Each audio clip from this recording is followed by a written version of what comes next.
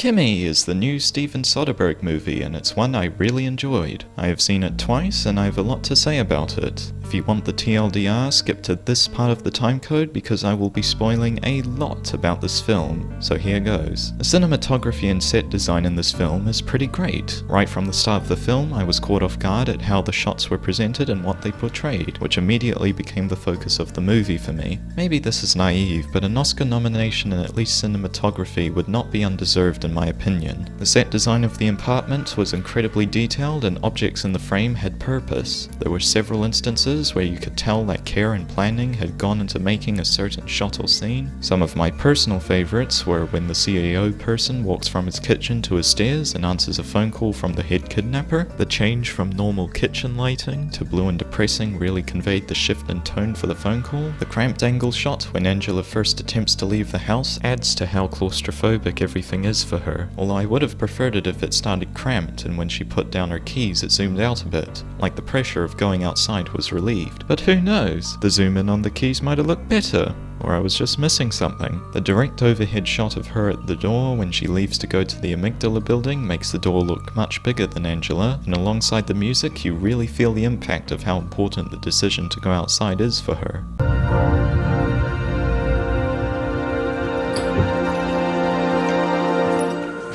This may not have been intentional, but there was a small piece of the carpet under Angela's phone when she picked it up after listening to the woman getting murdered, which was red, as if the phone was now a piece of evidence at the crime scene with the woman's blood on it. The editing in this film is also well done, and went very well with what was happening on screen. My favourite cut was the almost invisible edit in that scene when Angela is going up the stairs. Paired with the Dutch angles, it was incredibly disorientating, and it really helped to sell how stressed she was in that situation, due to the drugs wearing off and her escaping from the kidnappers.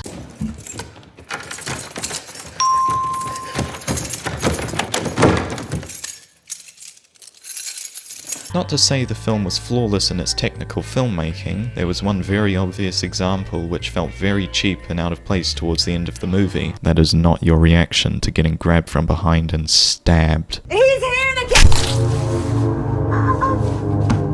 And the choice to have constant Dutch angles in nearly every shot from her apartment to the office building to her kidnapper chase scene didn't sit right with me, especially since you use the same technique when she's escaping the kidnappers. It made sense and greatly heightened the tension of that scene, so spamming them while she's just walking around really lessened that effect. I know it's because she's agoraphobic and you want to show how anxious and nervous she is going outside and being around people, but you could have used some other techniques, like shaky cam. Zoe Kravitz does a very good job acting in this film. She brought a lot of subtlety and detail to her character and she fit the role perfectly. The drunk Romanian character was funny and served as very good comedic relief. The short time he was on screen, his dialogue and reactions felt genuine and were hilarious. The prosecutor boyfriend also provided levity in a less direct way. The use of sound in this film was excellent. It was pretty detailed and used in interesting ways that fit what was happening on screen. The first time Angela tries to leave her apartment, there is a change in the music once she unlocks the last lock. It's kind of hard to explain, but it matches the panic attack and extreme anxiety Angela has about actually going outside.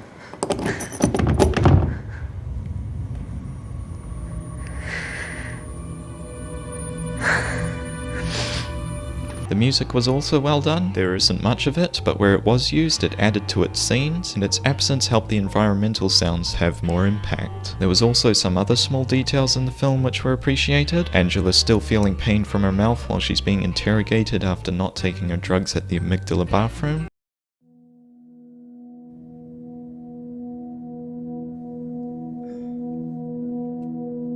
Bathroom I can use.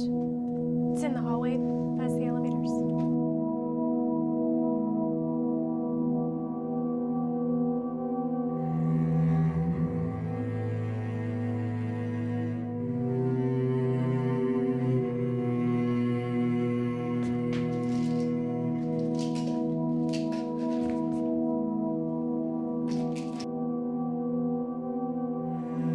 Another detail was the pink objects at the food truck, which matched Angela's pink hair at the end of the film. However, there were also opportunities to have small details which weren't taken, or just didn't make sense given what happens later in the film. For example, Angela mentions to the guy upstairs not to use a nail gun the next time he's there, Don't use a nail gun next time. but she finds one anyway when she's escaping the kidnappers. You could have changed the dialogue to something like, maybe use a nail gun next time. Next example, it would have been nice if the guy who tracks down Angela was actually typing what you'd expect him to be typing, i.e. when the head kidnapper is giving him Angela's phone number, his typing on the numpad doesn't match the numbers he was being given. Number.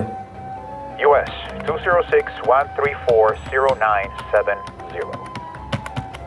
Hold on a second. You can see on Angela's information board that there is a female, presumably Angela, who was born in 1980, which would make her 40 years old, but Angela was born in 1989. Is that just a different person who was born in 1980? Also, Zoe Kravitz and Angela both look very good for being in their 30s. Final example. When Angela puts her earbuds in to listen to the recordings, she puts the first earbud into her left ear, so you'd expect her to hear no outside noise coming from that ear, especially since that happened earlier in the film. But you, the viewer, listening with headphones, can still hear sounds from the environment in your left ear when you should be hearing them from your right.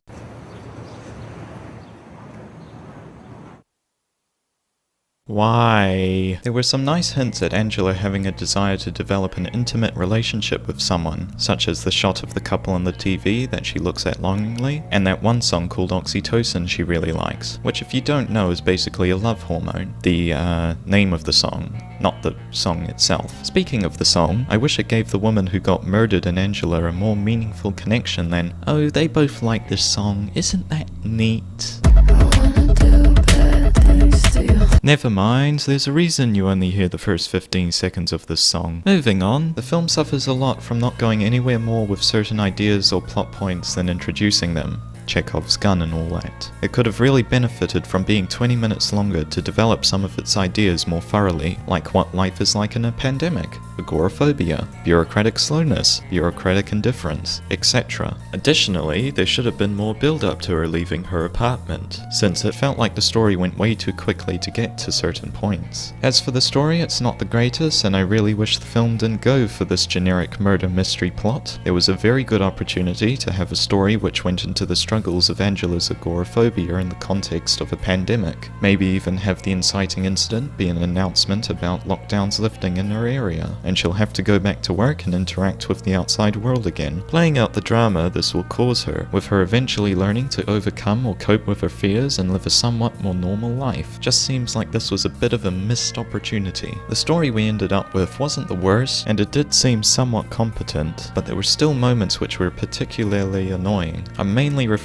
to the murder recording scene. There was no need to play clips of what actually happened. You could have conveyed the exact same information by only using the recording audio and Zoe Kravitz's reaction. If you don't believe me, go watch that scene again. One time with your eyes open, and the other with them shut. What makes this stranger is that you didn't do this for the initial recording that Angela finds. You let us fill in the gaps with that one, so why not do it here when you're trying to sell your main actress's performance and want her to really shine? Also, why did the keycard Angela get at the amygdala building allow her to travel to the 3rd floor via elevator, but she couldn't use the same card to get back down via the elevator? If the point was that the card had been deactivated by the bad people, then why did it work on that one random door to that random room which it shouldn't have been able to open even if it was activated? Speaking of dumb shit, the kidnappers did absolutely nothing to keep Angela quiet once she started giving commands to her Kimi unit. You literally had a guy watching the couch to stop them from doing things that would help them escape. But then again, he did put his knife on the table for no reason other than to get stabbed with it later, so I guess the head kidnapper's a dumbass for hiring him in the first place. The film has an R rating, and I didn't think it added much interesting to the story. Basically, booby shot once, and that's the extent of the rating. If I really wanted to, I could go further into the flaws, nitpicks, and strengths of the film, but this video is already pretty long for me, and I partly made it to take a break from a much longer review I'm working on. So yeah, the review is wrapping up now. Unfortunately, there isn't much information so far about the production of this film, but but one thing I've heard is that this might be a side project Soderbergh did because he was bored during the virus, which might explain why the film was creative with its technical aspects and pretty generic with its story. I've also read that this film is the same as a lot of other films which handle the same premise. The only movie I know of which does this is Rear Window, which I watched as homework for this video. Let's just say that the concept is the only thing Kimi has in common with that film. So yeah, a pretty creative and competent movie on a technical level with an unfortunately average plot. If the story had been done perfectly or taken in a much more interesting and different direction, this could easily have been one of the best movies of the year. But who knows, it's only February. Everything else this year might be shit. Oh yeah, the rating. 6.5 out of 10. If you want a whole number, it's probably a 6, but in my heart it's a 7. Bye.